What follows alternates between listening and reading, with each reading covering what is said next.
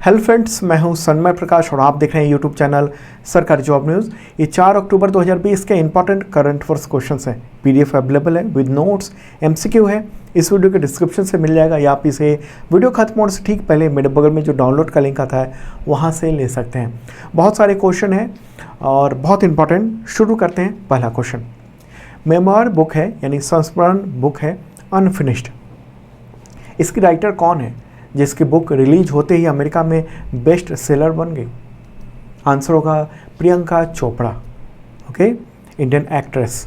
उनकी book America में 3 अक्टूबर को रिलीज हुई है और 12 घंटे से कम समय में यूएस में नंबर 1 बन गई। तो उन्होंने ट्वीट भी किया है, इसके बारे में बताया है जनता को, दुनिया को। और ये बुक इंडिया में जनवरी 2021 में लॉन्च होगी। ओके, अमेरिका में लॉन्च हो गई है, इंडिया में जनवरी में लॉन्च होगी।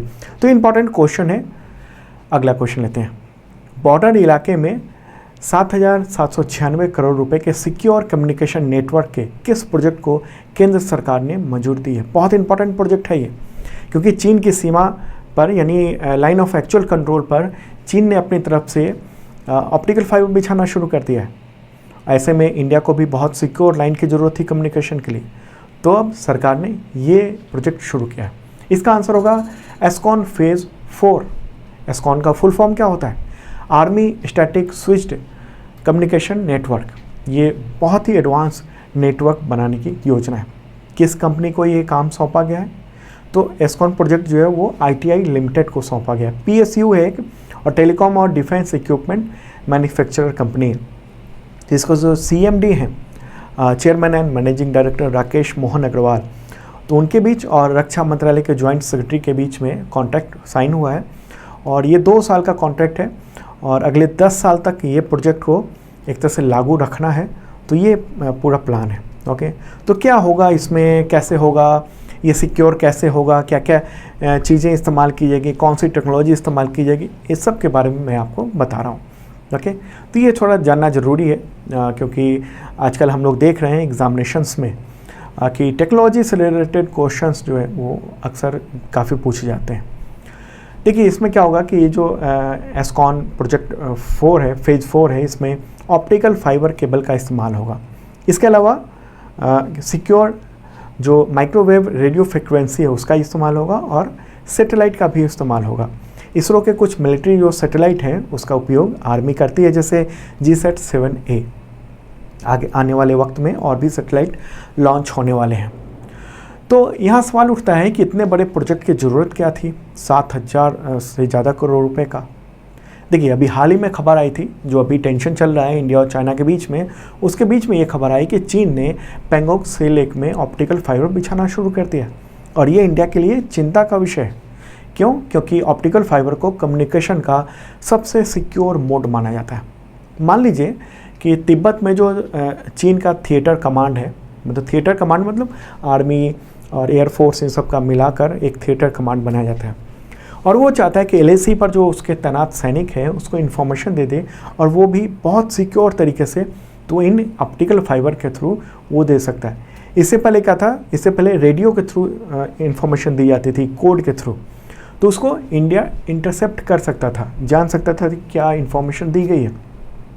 लेकिन अब चीन वो काम कर रहा है ऑप्टिकल फाइबर, और भारत ने अब तक ऑप्टिकल फाइबर केबल जो है फ्रंटियर इलाके में यानी बॉर्डर एरिया में अभी तक नहीं बिछाए हैं। तो ऐसे में LAC यानी लाइन ऑफ एक्चुअल कंट्रोल जो चीन के साथ लगता है, और LOC यानी लाइन ऑफ कंट्रोल, ओके, जो पाकिस्तान से लगता है, तो वहाँ पर जो भी कम्युनिकेशन हो रही है वो रेडियो फ्रिक्वेंसी से हो रही है। तो ऐसे में एक तरह से प्रॉब्लम भी है कि वो अगर सैनिक को इन्फॉर्मेशन दी जा रही है श्रीनगर से या दिल्ली से बॉर्डर पे, तो हो सकता है कि दुश्मन देश जो है वो इंटरसेप्ट कर ले और चीन उसे सुन सकता है।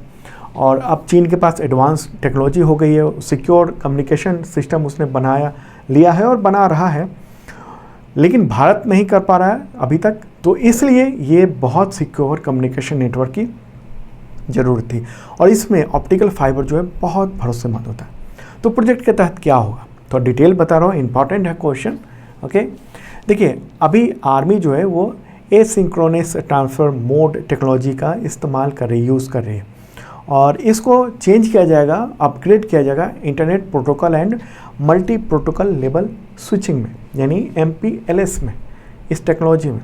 ओके, तो कहाँ कहाँ पर इसका इस्तेमाल किया जाएगा, कहाँ कहाँ पर ये जो ऑप्टिकल फाइबर है वो बिछाए जाएंगे। देखिए, बॉर्डर एरिया में प्रोजेक्ट में ये होगा, जैसे नॉर्दर्न इलाके में, नॉर्थ ईस्ट इलाके में और वेस्टर्न इलाके में। ओके, तो पूरे जो भी बॉर्डर लगता है वहाँ पर ये पूरा नेटवर्क एक बिछा दीजिएगा। तो कितना लंबा होगा ये ऑप्टिकल फाइबर नेटवर्क?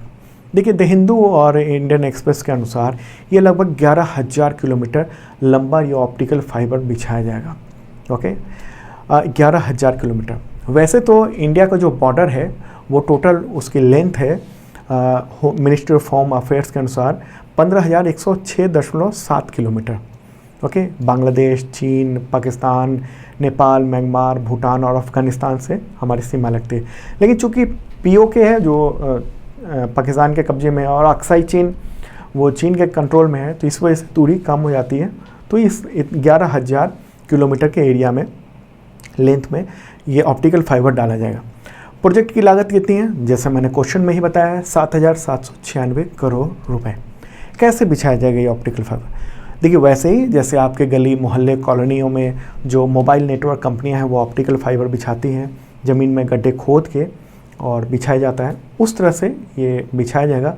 और ख़ास बात है कि केवल इंडियन जो इक्विपमेंट है वही इस्तेमाल किए जाएंगे इसमें। चलिए आगे बढ़ते हैं, इंपॉर्टेंट क्वेश्चन था। और दोस्तों, अगला क्वेश्चन लेते हैं। उससे पहले बता दूं कि 2020 का करंट अफेयर्स अवेलेबल है, जनवरी से अब तक का, वो आप देख सकते हो, वीडियो के डिस्क्रिप्शन से आप ले सकते हैं। और 2019 का भी करंट अफेयर्स है, वो भी देख सकते हो, अमेजन पे उसका बुक भी अवेलेबल है। और जिन लोगों का कहना है कि बुक कब आ रहा है 2020 का, वो मुझे लगता है कि 20-25 दिन लग जाएंगे अभी भी, तो उसके बाद बुक अवेलेबल हो जाएगा अमेजन पे। 2020 का भी अभी PDF अवेलेबल है। अगला क्वेश्चन लेते हैं। किस भारतीय अमेरिकी अंतरिक्ष यात्री के नाम पर नॉर्थरॉप ग्रुपेन उसने 3 अक्टूबर 2020 को नासा सेंटर से सिग्नस स्पेसक्राफ्ट लॉन्च किया है? आंसर होगा इसका कल्पना चावला। कल्पना चावला के नाम पर स्पेसक्राफ्ट रखा गया है। ये कार्गो स्पेसक्राफ्ट है और इसका नाम भारतीय मूल की, यानी या कहें भारतीय अमेरिकी जो पहली महिला अंतरिक्ष यात्री थी, कल्पना चावला, उनके नाम पर रखा गया। और कई सारी सामान भेजे जा रहे हैं, इंटरेस्टिंग चीज़ें भेजी जा रही है, वहाँ पर भेजी गई है इंटरनेशनल स्पेस स्टेशन पे। कौन कौन सी चीज़ें? जैसे एक स्पेस टॉयलेट भेजा गया है और उसमें पहला यूनिवर्सल वेस्ट मैनेजमेंट सिस्टम कहते थे, पहले इसको यूनिवर्सल वेस्ट मैनेजमेंट सिस्टम कहते थे, अब इसको टॉयलेट है। ये कमोड टॉयलेट है, लागत है $23 मिलियन, 174 करोड़ रुपए के आसपास का ये टॉयलेट है, इसको बनाने में लगा है। ओके, देखिए अभी तक क्या था कि स्पेस में, अंतरिक्ष में जो इंटरनेशनल स्पेस स्टेशन है वहाँ पर माइक्रो ग्रेविटी टॉयलेट जो है वो पुरुष एस्ट्रोनॉट के ध्यान में, यानी पुरुष जो अंतरिक्ष यात्री थे उनको ध्यान में रखकर बनाया जाता था। लेकिन अब महिलाओं की संख्या बढ़ गई है, एस्ट्रोनॉट्स की, अंतरिक्ष यात्रियों की, तो इसलिए ये खास टॉयलेट की ज़रूरत पड़ी है। ओके, और कुछ एक्सपेरिमेंट में किए जा रहे हैं इसके थ्रू, जैसे प्लैनेट हैबिटेट 02 ये एक प्रोजेक्ट है, उसके तहत स्पेस में पौधे और खाने को उगाने की कोशिश की जाएगी। और इसके साथ साथ रिसर्चर्स जो हैं वो अलग अलग रोशनी और मिट्टी के हालात में पौधे उगाने की भी टेस्ट करेंगे कि कैसे पौधे उग सकते हैं वहाँ पर अंतरिक्ष में। ओके, एक आर्टिफिशियल एनवायरनमेंट देकर।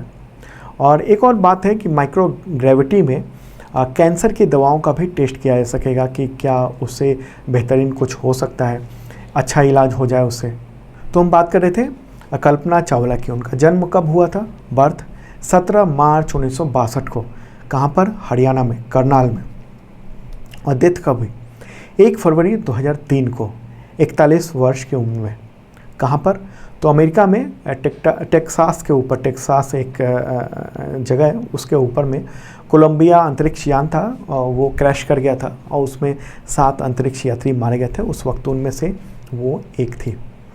अगला क्वेश्चन लेते हैं। पथ श्री अभियान योजना किस राज्य में शुरू की गई है? आंसर होगा पश्चिम बंगाल।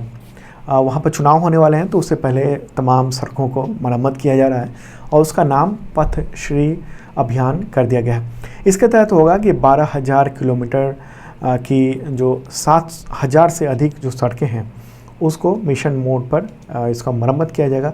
मुख्यमंत्री वहाँ की ममता बनर्जी, तो उन्होंने ये जानकारी दी है कि तुरंत इसका मरम्मत किया जाएगा। तो पश्चिम बंगाल के गवर्नर कौन है?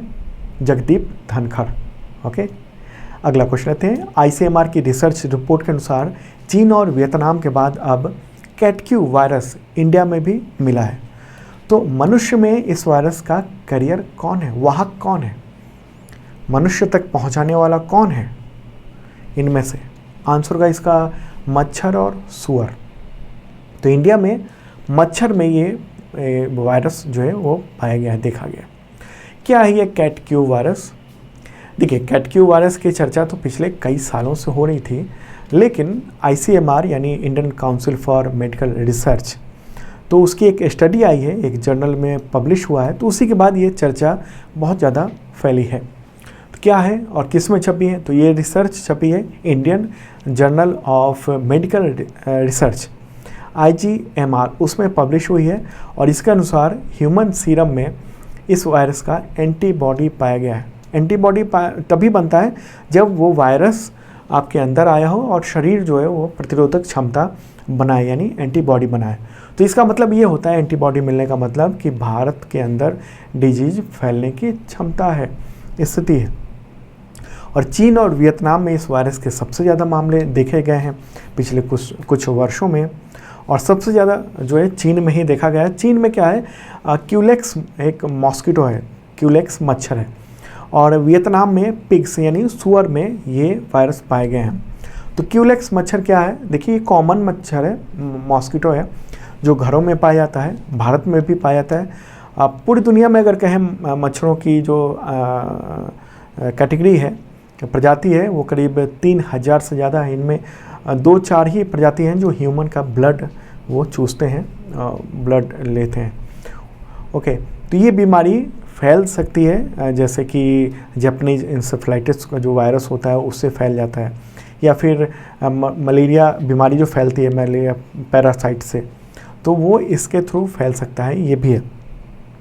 तो ह्यूमन में ये कैसे इफ़ेक्ट कर सकता है? देखिए, हल्का फुल्का बुखार वगैरह आता है, और ह्यूमन में क्या होता है, मच्छर के थ्रू अगर मच्छर काट ले और उस मच्छर में वायरस है तो हो सकता है। और इंडिया में मात्र 2 ही ऐसे सैंपल पाए गए जिसमें एंटीबॉडी पाया गया, और वो भी कर्नाटका में पाया गया है, बाकी इलाकों में नहीं देखा गया। तो क्या ये वायरस जो है डेंजरस है? देखिए, इसको लेकर जानलेवा इसका खतरा उतना नहीं है जितना कि जैसे कोरोना में देखने को मिला, वायरस की वजह से लोग मारे जा रहे हैं। इंडिया में 1 लाख लोग मारे जा चुके हैं। ओके, इंडिया में अगर कोरोना की बात करें तो 1 लाख लोग मारे जा चुके हैं इंडिया में केवल, और अभी भी लोगों को लग रहा है कि वायरस कुछ है ही नहीं। अभी भी जब मैं बाहर जाता हूँ या कहीं भी देखता हूँ तो बिना मास्क के लोग घूम रहे होते हैं। 1 लाख लोग मर चुके हैं, बहुत ध्यान देने की बात है। तो बात कर रहे थे हम लोग कैटक्यू वायरस की। ओके, तो कैटक्यू वायरस को लेकर ये नहीं है कि अभी ये बहुत ज़्यादा दिक्कत होगी इससे, क्योंकि एक रिपोर्ट भी मैं देख रहा था द हिंदू की, तो उसमें ये बताया गया है कि ये बहुत ज़्यादा जानलेवा नहीं है और ये बहुत तेज़ी से फैलेगा नहीं, लेकिन फिर भी कैटक्यू जो है वो इम्पॉर्टेंट है क्योंकि एक वायरस है। तो ये जो नाम है कैटक्यू वायरस, तो क्या एक सवाल उठता है कि क्या कैट से भी यानी बिल्ली से इसका संबंध है? नहीं, बिल्ली से कोई संबंध नहीं है, लेकिन चूंकि नाम इसका रख दिया गया है कैटक्यू।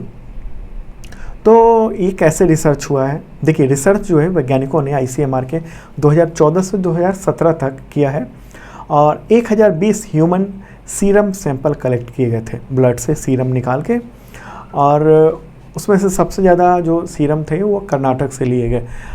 तो वही कर्नाटक वाला जो सैंपल था उसमें से 2 सैंपल में एंटीबॉडी पाया गया। उसका एंटीबॉडी पाया गया मतलब कि वायरस का इन्फेक्शन पहले हो चुका है। तो दोनों, एक सवाल उठता है कि ये स्टडी आखिर इंडिया में क्यों कराई गई जब बहुत कम मामले थे?